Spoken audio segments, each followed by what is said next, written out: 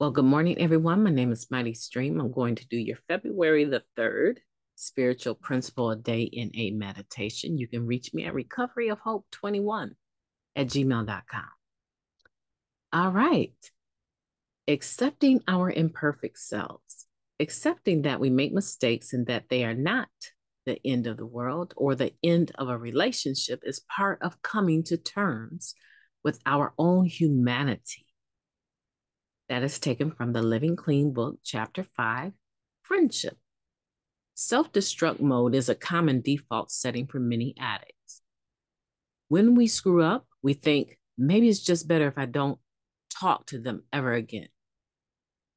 This self-defeating mindset would have us avoid uncomfortable conversations at all costs.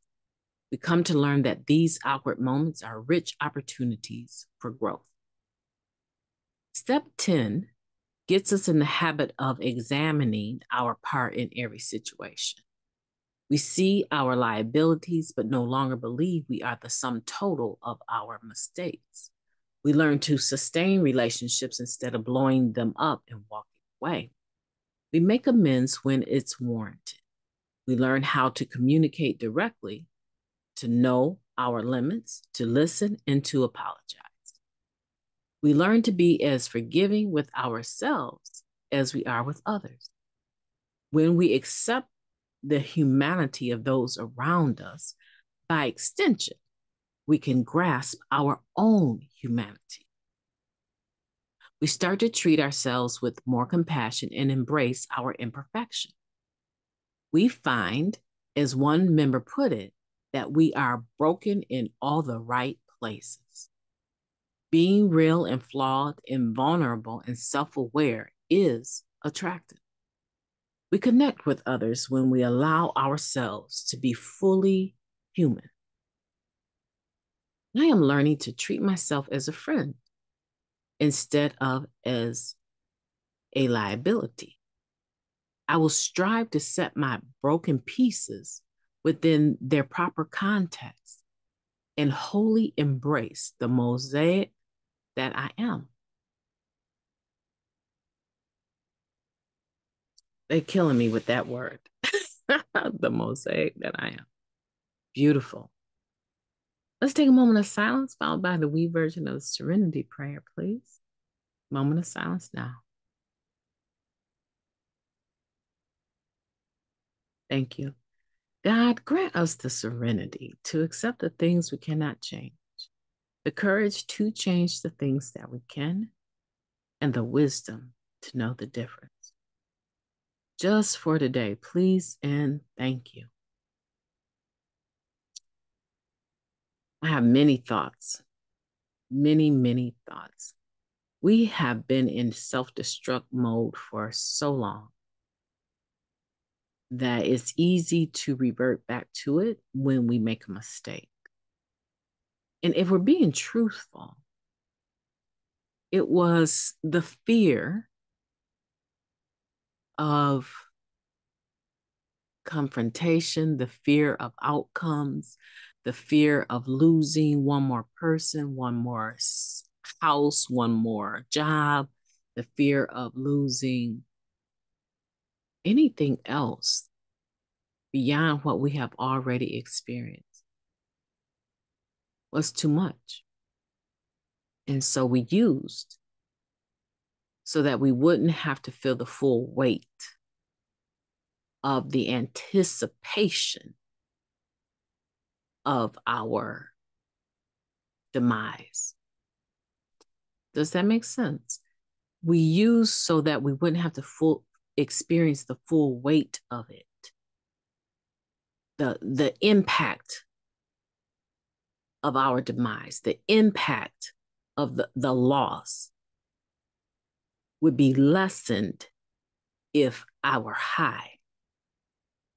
Now, you may tell me you want a divorce, but because I know it's coming, because I've been acting foul and you've been talking about it anyway, I'm going to get high so that when you do tell me, matter of fact, I'm going to get high so that you can't even hardly even find me because I'm going to be MIA, right? And hopefully that time that I'm absent, that time that I'm out of my mind, that time that I'm using will be enough time for you to have some compassion and change your mind. And you'll think, oh man, I'm making her use again, or I'm making him use. I'm trying to manipulate you to not do the very thing that I know is going to kill me, right? Let me just use to soften the blow.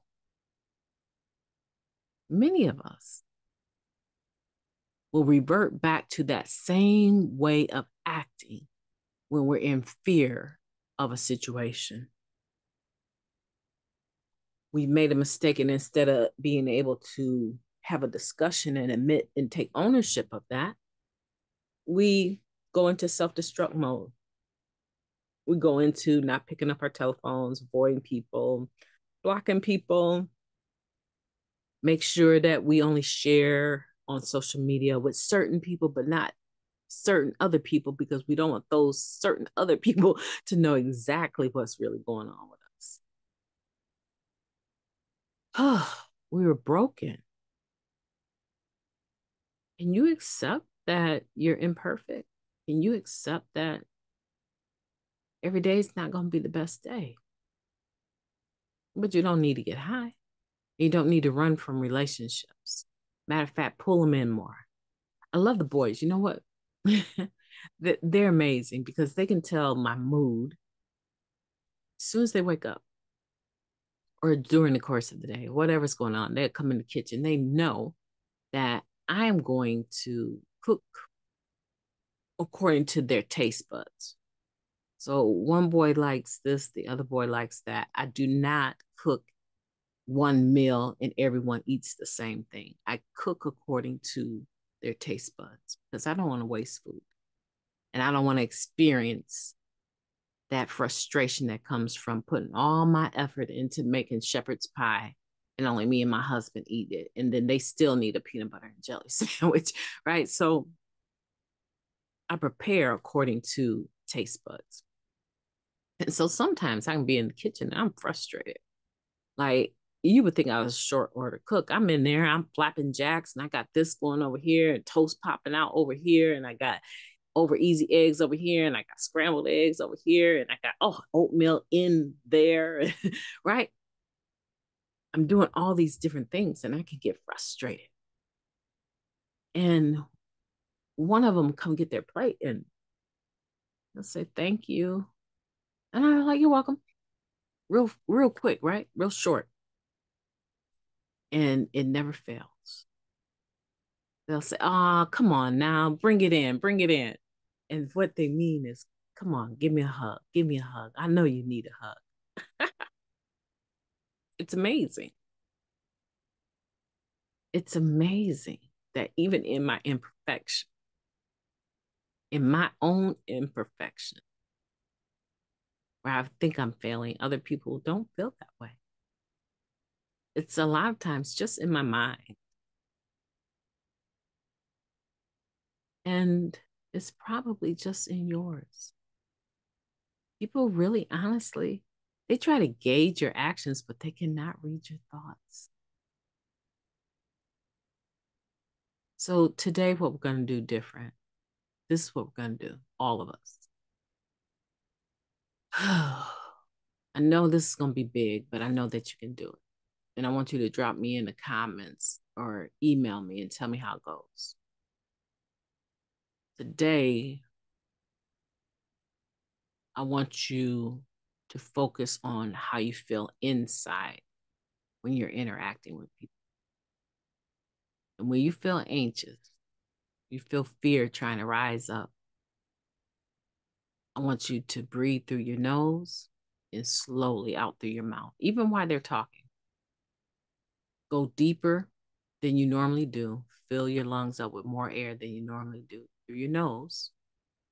And then just part your lips very slowly as you listen and you're nodding and engaging them. Blow out that air, because that is going to change the chemical in your brain and put you in a position where now you can make a sound decision about how you're going to reply appropriately. instead of breaking off communication and breaking connection, you're going to bridge that gap in that moment. Try that for me, okay? My name is Mighty Stream. I've enjoyed talking to you. I know that you're going to have a beautiful day. I know that you are. I know that you are. We've started our day together. I'll be talking to you soon.